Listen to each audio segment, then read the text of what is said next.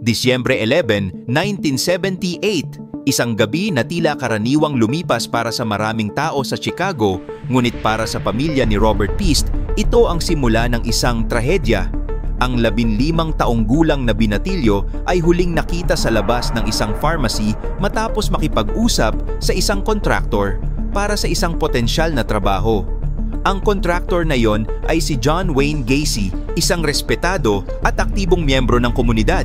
Kilala bilang masipag na negosyante at minsang nagbibihis bilang Pogo the Clown para sa mga charity events.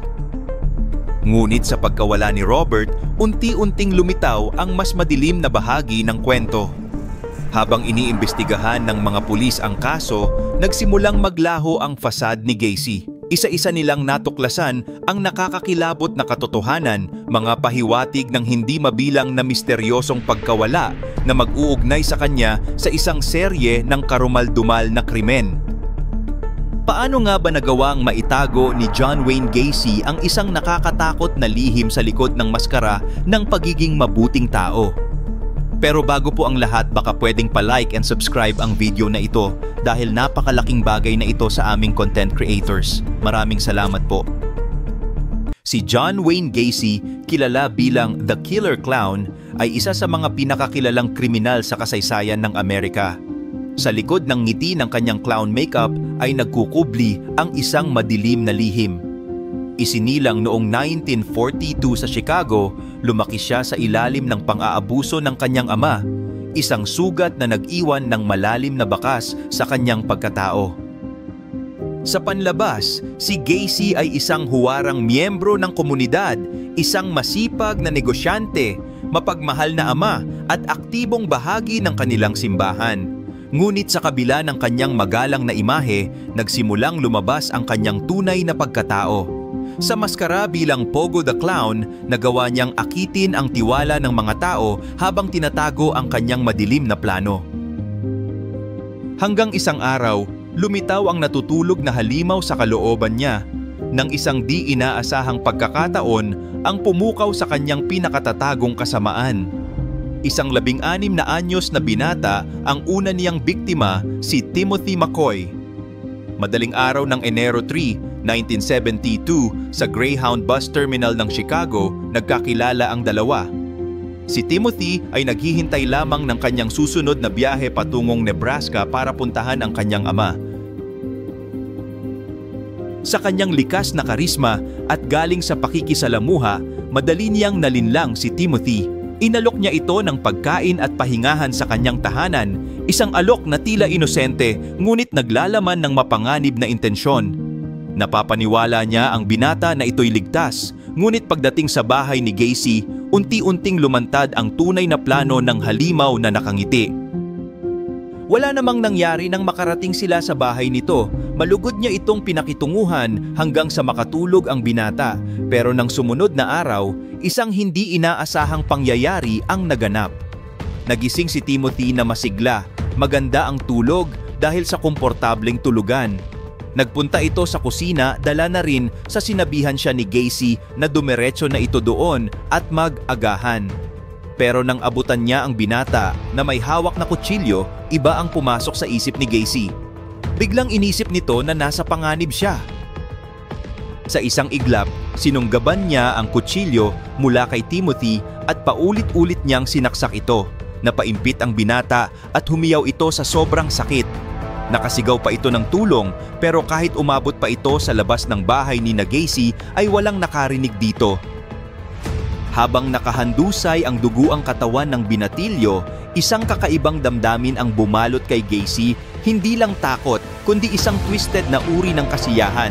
Sa paglaon, inamin niya na sa sandaling iyon niya natuklasan ang power ng pagkontrol sa buhay at kamatayan. Imbis na mabagabag, parang nakahanap siya ng bagong bahagi ng kanyang pagkatao, isang bahagi na hindi na niya maitatago.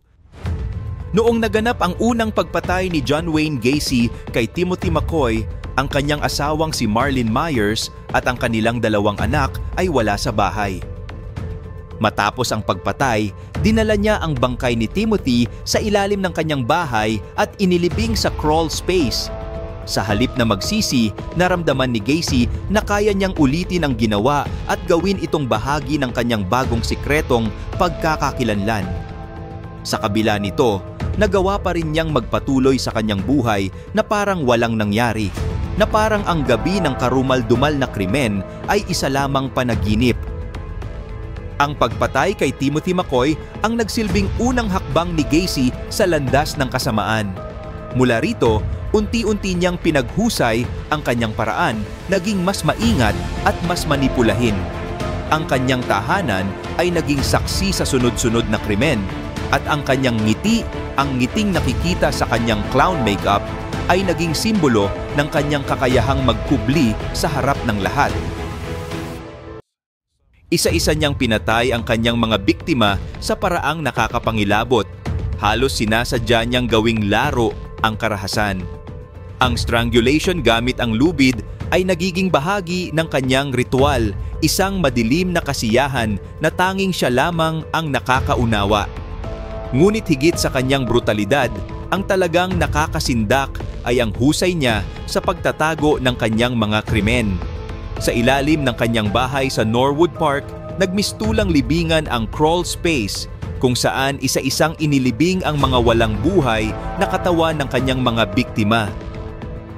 Habang dumadami ang nawawalang kabataan sa lugar, nanatiling tago ang lihim ni John Wayne Gacy.